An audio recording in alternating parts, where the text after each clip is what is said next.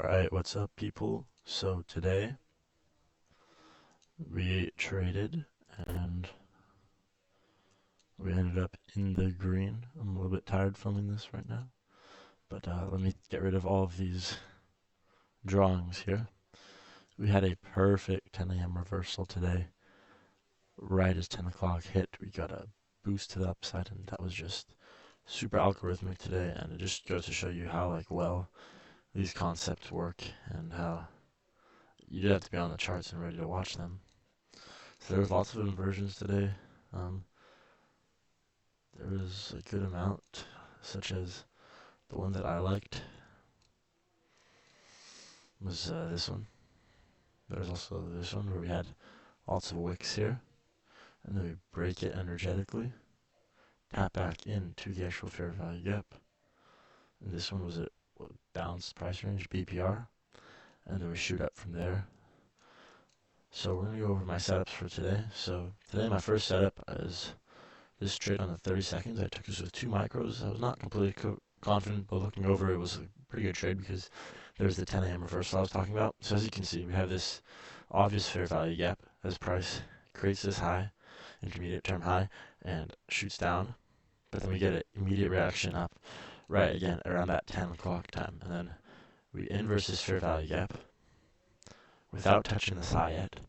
So we entered the position. I entered right around here. Put my stop loss right here.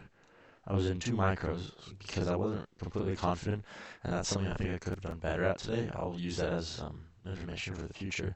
Just be a little bit more confident. I mean, look at it. It was 10 o'clock. You had some accumulation, manipulation, could have been distribution, and you were in a market maker buy model, and your bias was bullish going into the day. So that's just a couple things to remember.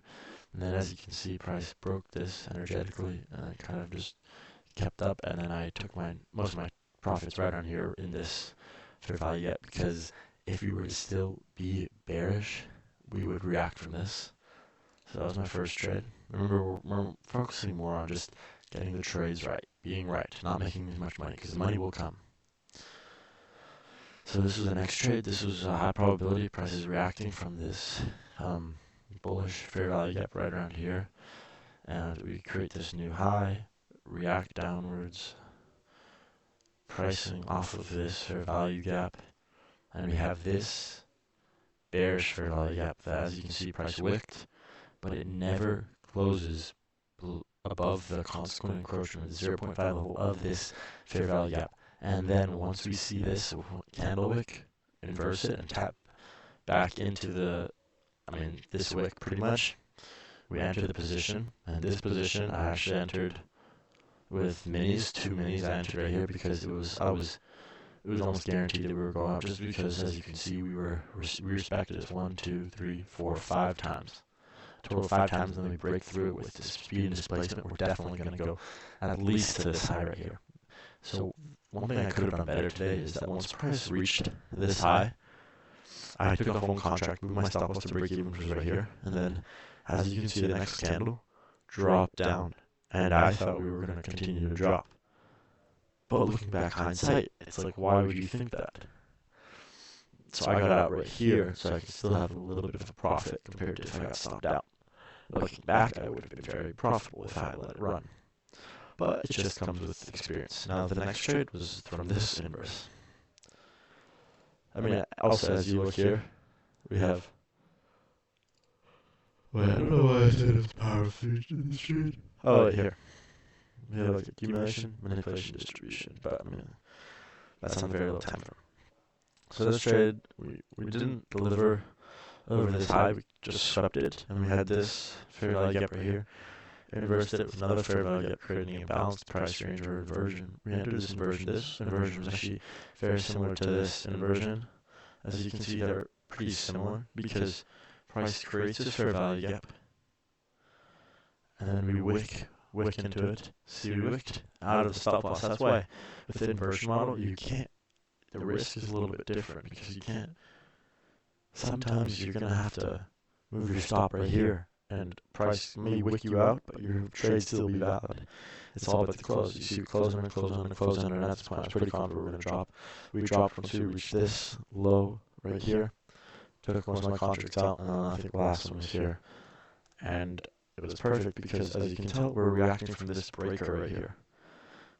Low, higher high, lower low, lower high, lower low, higher high. Tap back into this one right here, and then we shoot back up. So now we're going to go another 1 minute, and we're going to just look like this and just see what other trades have worked. So I remember this morning I looked right here because we swept this high, and this was actually SMT, and I was like kind of thinking to myself like price will most likely, or this was SMT, and I was thinking to myself price will most likely drop right here. So it dropped, and then we wanted to kind of see price react around here if we were going to see bullishness, but price kept dropping, so that kind of gave me a little bit of sign of bearishness, which not really was right, but once we hit 10 o'clock, we get the reverse, and so we get this, and there's no clean fair value up other than that 30-second I took earlier. So we're going to look for a bearish fair value up. We have the chain stated delivery here. We tap back into it. You could enter it long there if you're an order block trader. We have this fair value up. We respect it. Okay, so we're now looking for this fair value up to be broken to target these highs. Okay, boom. So we broke it right here.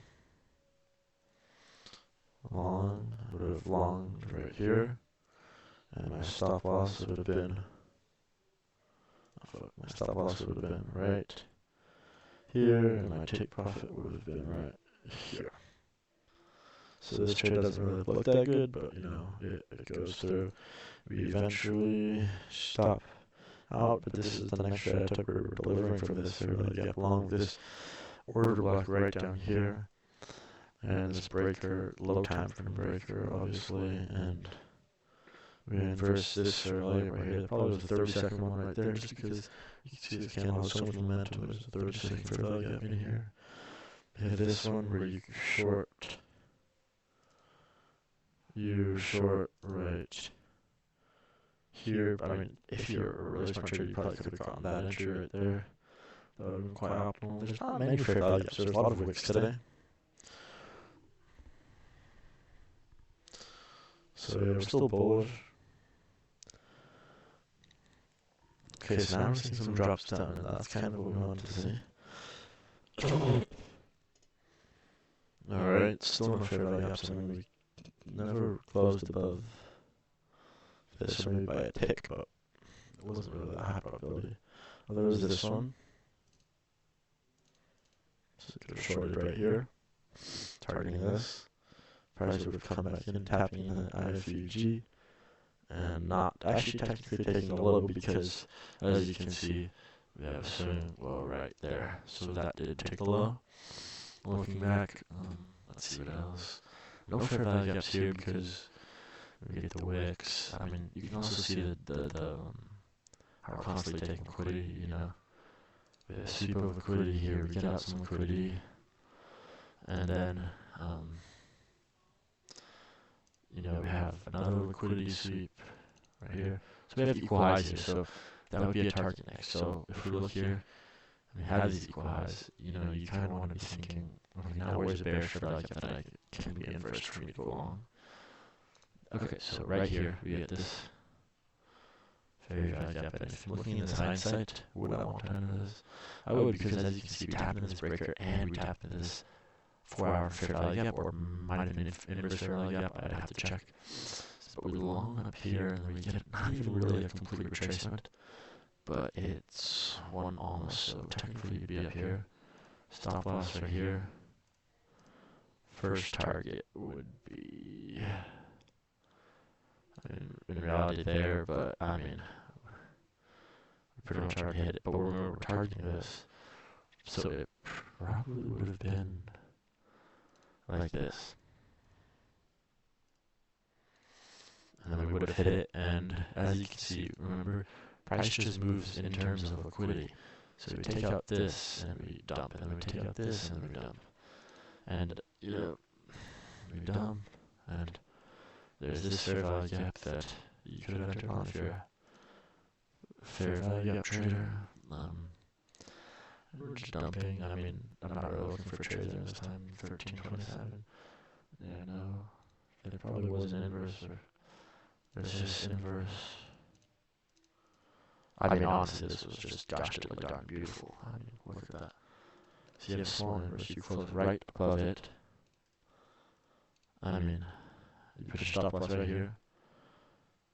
You target some, I mean, you can target this, but then you see you have these equal highs right here. So target the equal highs to take one off, and you could just target higher. I mean, this model is very good because it catches the beginning of these trending moves, and then you can also catch in between if you are able to find fair value gaps. I mean, like if you're looking here, the only way you enter is if you see a bear fair value gap, get inversed. So you wouldn't really find one here. And you get this large fair value gap. That price closes under, closes back above, and that's when you can kind of tell that it's probably best to move to higher time frames or just be done for the day. Then the next trade we get, we see we're kind of leaning more bearish, so we have this fair value gap we're looking at, and once we inverse it, we're almost to the low, but we're not technically to the low just yet. So I would take this enter here. As you know, these are very small trades, but when you size this accordingly, they can be very good. And you would take your profits technically right here. But you can probably hold it here just because that's... Yeah, so it's not a trade you want to take. There's a lot of trades that we could have taken today. And then you have no fair value up until like here, and versus fair value target here. Whereas when we close right above here, so it would have been something like this.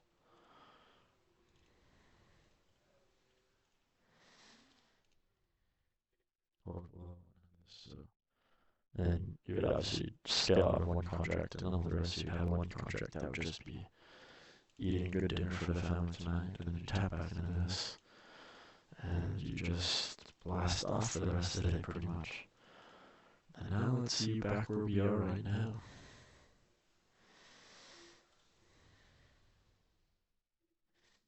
Yeah, some resistance here, you know how it is. Balanced price range, all that stuff. But yeah, going tomorrow, you know, we're gonna be very focused. Same thing as today, you know, we're just grinding. Let's look at the 1 hour chart. So yeah, today we're still technically reacting from, so we have this 4 hour fair value gap that was respected many times today. I'm going to change the color on this just to a little bit less opacity so we don't have to see it. Then hopping back down to 1 hour and you see that price is reacting from, I don't know what that is exactly, where's that break? Price is reacting from this fair value gap. So we'd want to see it either continue to react or inverse it. Moving back to the 4 hour, we have this balanced price range that was closed below and then closed back above. So that's not exactly what we want to see, but yeah. Let's go back in that breaker. That breaker was right here.